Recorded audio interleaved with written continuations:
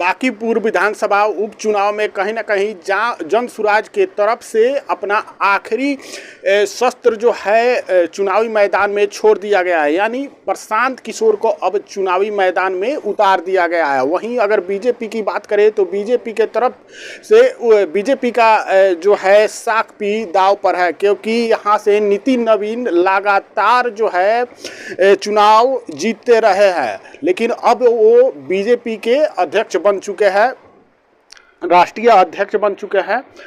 उसके बाद यह सीट जो है खाली हो चुका है और इस पर चुनाव हो रहा है। वहीं अगर जनशक्ति जनता दल की बात करें तो बीना मानवी जो है उनके तरफ से चुनावी मैदान में है, वहीं रेखा गुप्ता आरजेडी के तरफ से चुनावी मैदान में है। अब देखना यह होगा कि सम्राट चौधरी के मुख्यमंत्री बनने के बाद क्या वो इस सीट को बीजेपी यहां से बचा पाती है।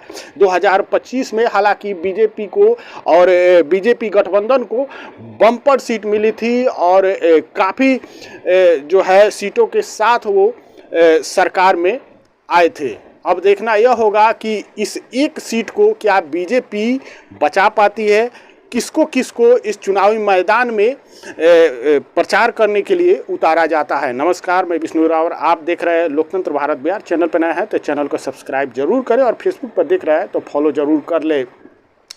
बांकीपुर विधानसभा की अगर बात करें तो बांकीपुर विधानसभा जो है उपचुनाव यहाँ हो रहा है और यहाँ पर जो है जन सुराज के तरफ से जन सुराज के मुखिया प्रशांत किशोर जो है चुनावी मैदान में है। 2025 में काफ़ी चर्चा हुआ था प्रशांत किशोर का।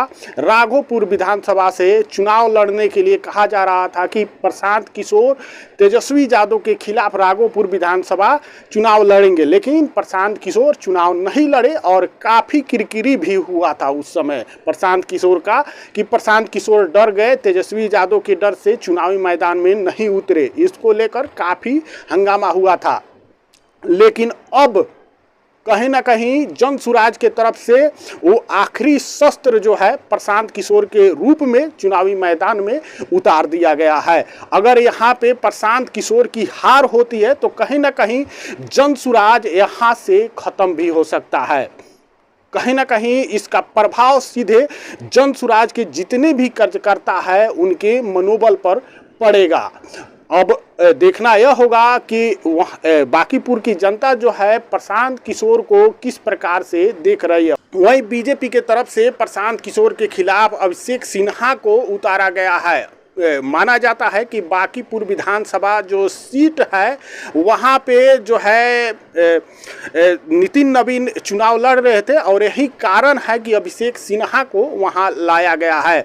अब देखना यह होगा कि कई बार से नितिन नवीन जो है बीजेपी का यहाँ पे झंडा गाड़े हुए थे, अब बीजेपी क्या फिर एक बार उपचुनाव में अपना सीट जो है बरकरार रखेगी या प्रशांत किशोर जैसे दिग्गज नेता जो कहीं ना कहीं तमिलनाडु में जाकर विजय थालापति को चुनाव जिताते हैं। हालांकि बिहार में 2025 विधानसभा में जन सुराज के संस्थापक है प्रशांत किशोर और ऐसा प्रशांत किशोर के द्वारा दावा किया जाता है कि कई राज्यों में उन्होंने चुनाव जितवाए हैं और उन्होंने कई मुख्यमंत्री कई राज्यों में बनाया है। तो देखना यह होगा कि क्या अब प्रशांत किशोर अपना सीट और अपना पद प्रतिष्ठा जो है उसको बचाने में सफल हो पाते हैं कि नहीं। कहा जा रहा है कि कुछ ही दिनों में पटना के बांकीपुर में विजय थालापति जो अभी तमिलनाडु के मुख्यमंत्री है और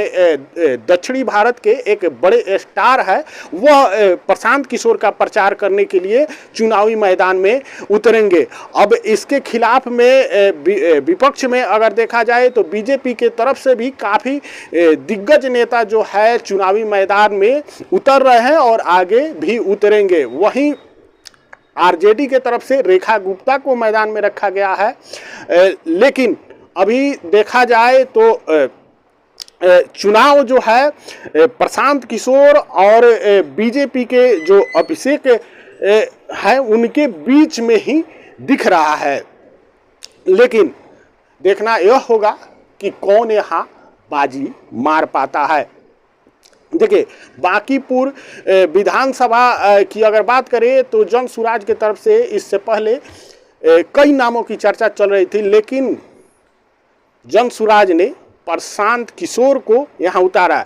जन सुराज को मालूम है कि यह एक सीट जीतना कितना मायने रखता है जन सुराज के लिए, और अगर यहाँ पे प्रशांत किशोर जीत हासिल करते हैं तो उनकी पार्टी के लिए और उनके कार्यकर्ता के लिए संजीवनी का काम करेगा। लेकिन वहीं अगर प्रशांत किशोर अगर इस चुनाव में हार जाते हैं तो जन सुराज का टूटने का भी डर बना रहेगा।